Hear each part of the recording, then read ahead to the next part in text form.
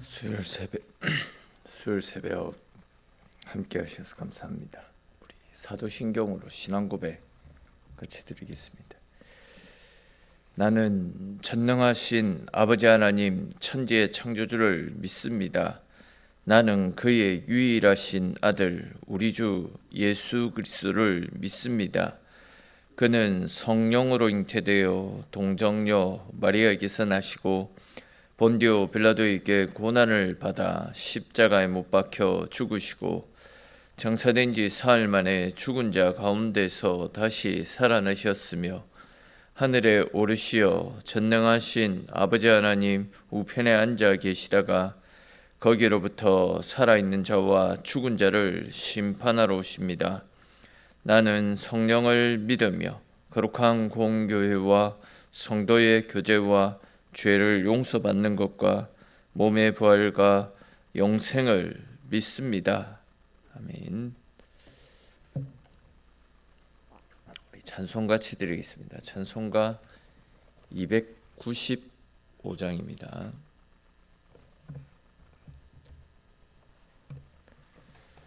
우리 찬송 295장 찬송 드리겠습니다.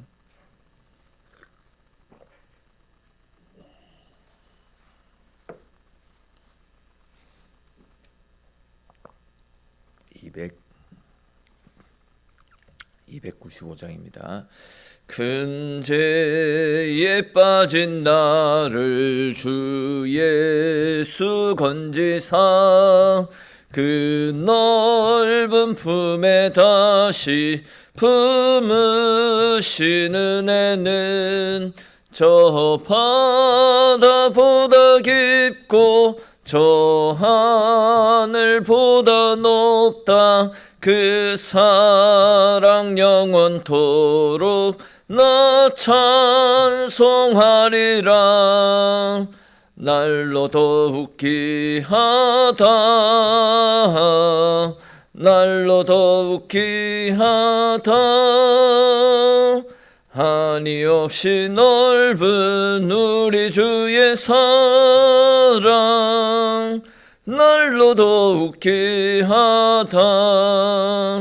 옛날에 유대 땅에 주 예수 다닐 때 주 은혜 받으려고 큰 물이 모였네. 눈먼 자 병든 자를 다 고쳐주셨으니 나 같은 죄인까지 그 은혜 받도다. 날로 더욱 귀하다. 날로 더욱 귀하다. 한이 없이 넓은 우리 주의 사랑 날로 더욱 귀하다. 주 크신 사랑으로 만 백성 위하여 그 십자가의 고난 다 받으셨으니 그 속죄 받은 성도 큰 소리 함께 높여 온 천지 울리도록 주 찬송하리라. 날로 더욱 귀하다. 날로 더욱 귀하다. 한이 없이 넓은 우리 주의 사랑 날로 더욱 귀하다. 아멘. 오늘 함께 나눌 말씀 보겠습니다. 오늘 말씀은 로마서 말씀입니다. 로마서 3장 9절부터 해서 20절까지 말씀입니다. 로마서 3장 9절부터 해서 20절까지 말씀 우리 한 절씩 읽고 20절 말씀은 같이 읽겠습니다. 그러면 어떠하냐? 우리는 나으냐? 결코 아니라. 유대인이나 헬라인이나 다 죄 아래에 있다고 우리가 이미 선언하였느니라.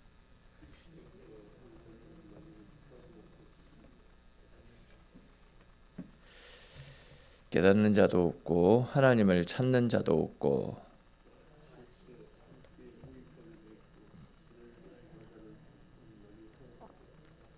그들의 목구멍은 열린 무덤이요 그 혀로는 속임을 일삼으며 그 입술에는 독사의 독이 있고 그 발은 피 흘리는데 빠른지라. 평강의 길을 알지 못하였고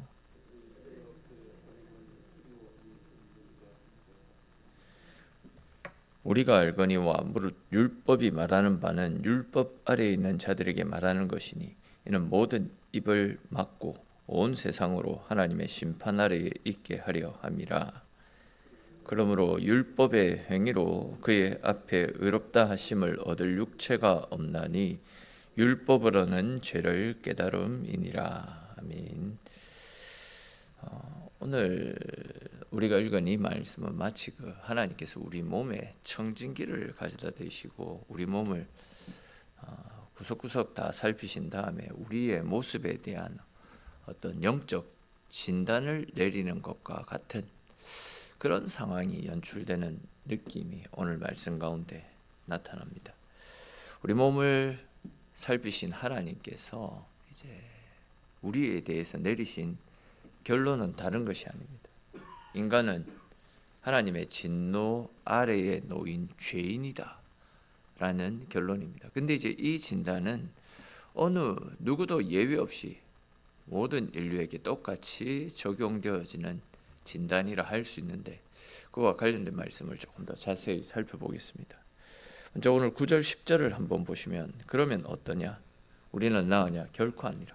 유대인이나 헬라인이나 다 죄 아래에 있다고 우리가 이미 선언하였느니라. 기록된 바와 같이 의는 없다, 하나도 없다. 이렇게 말씀을 하고 있습니다. 성경에서는 분명히 이 세상에 어느 누구도 예외 없이 하나님 앞에 다 죄인임을, 우리의 신분을 이야기를 하고 있습니다. 하나님의 자부심이 하나님의 자녀라는 특별한 자부심을 느끼고 있는 유대인이나 또 유대인이 짐승처럼 여기는 이방인들도 모두가 다 하나님 앞에 죄인이라는 겁니다. 근데 이제 여기에서 우리가 눈여겨볼 단어가 하나 있습니다. 9절 중에 9절 그 중후반에 유대인이나 헬라인이나 다 죄 아래에 있다. 이 문장 가운데 나타나는 죄라는 단어입니다. 죄. 보통 이제 헬라어 성경에서 이 죄라는 단어를 복수로 사용을 하게 되면 죄들이라고 해서 이때 사용되어지는 죄는 그냥 우리가 일반적으로 범하는 살인, 도둑질, 비난, 시기와 교만 이런 죄들을 이야기합니다.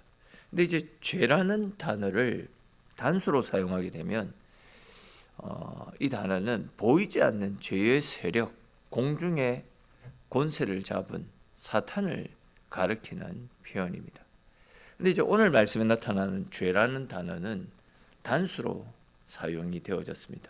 그러니까 이제 9절에 나타나는 이 문장을 다시 이제 좀 정확하게 표현을 하면 유대인이나 이방인이나 전부 다 사단의 권세에 매여서 사단에게 끌려다니면서 죄를 짓고 있다.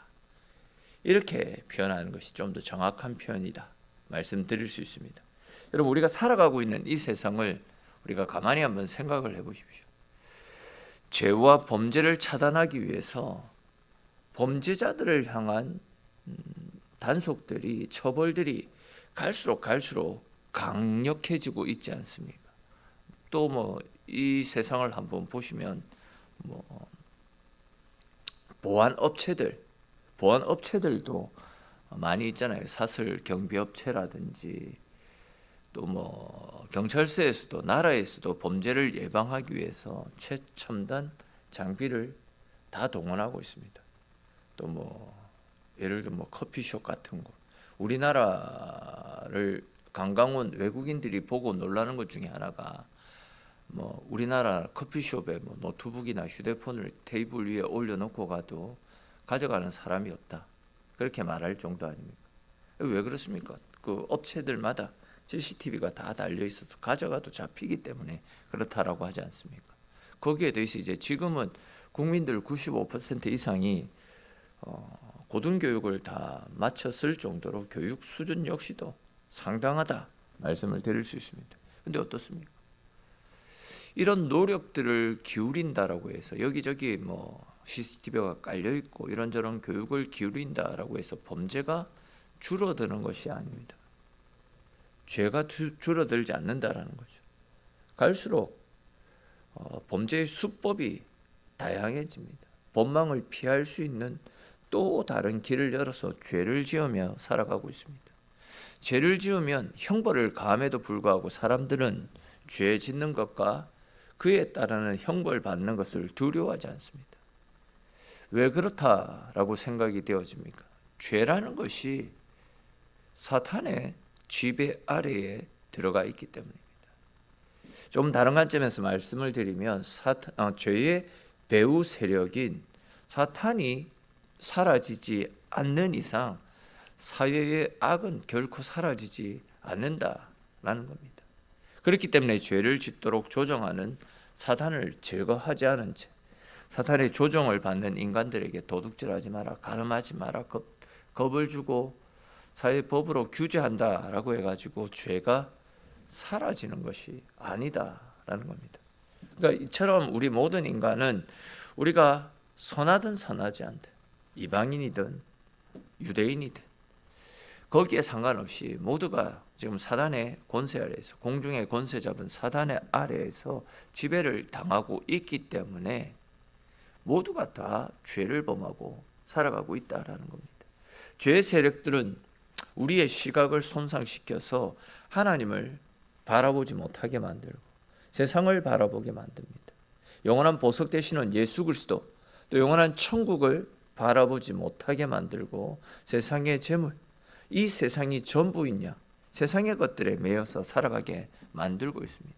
우리의 청각을 마비시켜서 하나님을 음성을 듣지 못하게 만들고 우리의 시각을 또 마비시켜서 하나님을 바라보지 못하게 만들고 있습니다.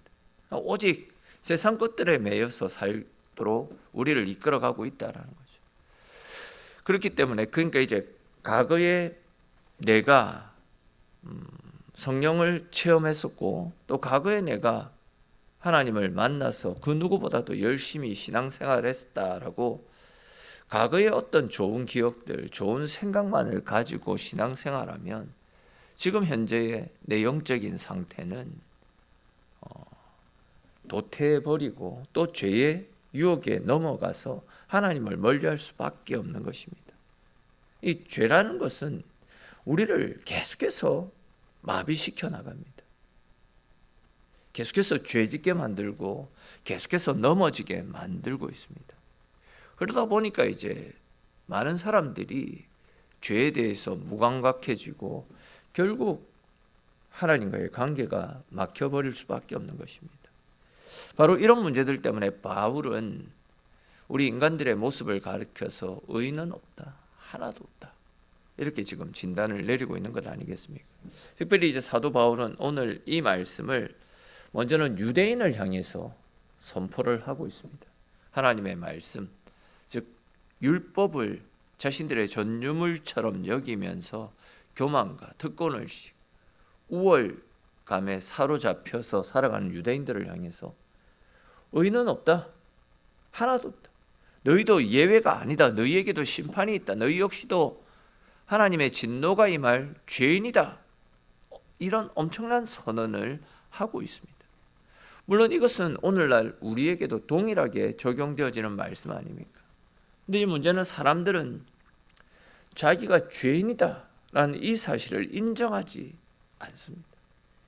사람들이 이제 교회 나오기를 꺼려하는 이유 중에 하나가 교회 나오면 우리를 향해서 죄인이라고 말하기 때문에 죄인이라는 그 소리가 듣기 싫어서 거북해서 교회 나오기 싫다라고 이야기를 많이 한다라고 합니다. 뭐 내가 남의 물건을 도둑질한 적이 있나? 사람을 죽였나? 내가 왜 죄인이냐? 이런 생각을 품고 교회에서 우리는 죄인이다라는 이 소리를 듣기 싫어한다라는 겁니다. 그러나 여러분, 우리가 인정하든 인정하지 않든 우리 모든 인간은 죄의 세력 앞에 질질 끌려다니는 죄인에 불과합니다.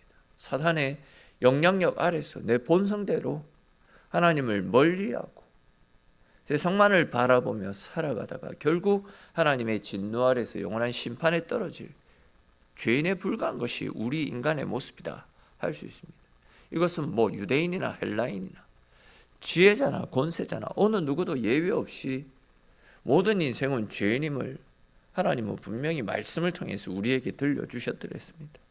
사도 바울은 오늘 본문을 통해서 이러한 사실을 먼저 밝힌 다음에 이러한 죄인인 우리 인간에게서 나타나는 죄의 특성에 대해서도 몇 가지를 쭉 소개하고 있습니다. 먼저는 우리가 죄인이기 때문에 영적으로 전적으로 무능한 존재임을 이야기합니다. 다시 말해서 우리 모두가 전적으로 무능합니다. 11절, 12절 말씀해 보시면 우리가 가지고 있는 죄 때문에 우둔하고 무지해져서 죄를 깨닫지 못한 채 살아가고 있다라고 이야기를 하고 있습니다. 이처럼 자기가 죄인이다라는 사실을 깨닫지 못하니까 당연히 하나님을 찾지 않는다라는 겁니다. 앞에서 살펴본 것처럼 사단의 세력이 사람을 전적으로 무능력하게 만들어 버리기 때문에 하나님의 진리를 깨닫지 못하는 겁니다. 내가 죄인임을 알고 이 죄를 해결받을 수 있는 길을 고민할 건데, 죄인임을 알아야지 죄로부터 건진받을 수 있는 것을 고민하고 그 길을 찾아 나설 건데 깨닫지 못하기 때문에, 내가 죄인임을 알지 못하기 때문에 하나님을 멀리한 채 살아가고 있다라는 겁니다. 다음으로 바울은 죄인인 우리는 전적으로 부패했다라고 우리의 실상을 소개하고 있습니다. 인간의 마음은 부패함으로 가득 차 있습니다. 본문 13절부터 15절까지 말씀해 보시면 그들의 목구멍은 열린 무덤이고 그 혀로는 속임을 일삼고 그 입술에는 독사의 독이 있고 그 입에는 저주와 악독이 가득하고 또 그 발은 피 흘리는데 빠르다.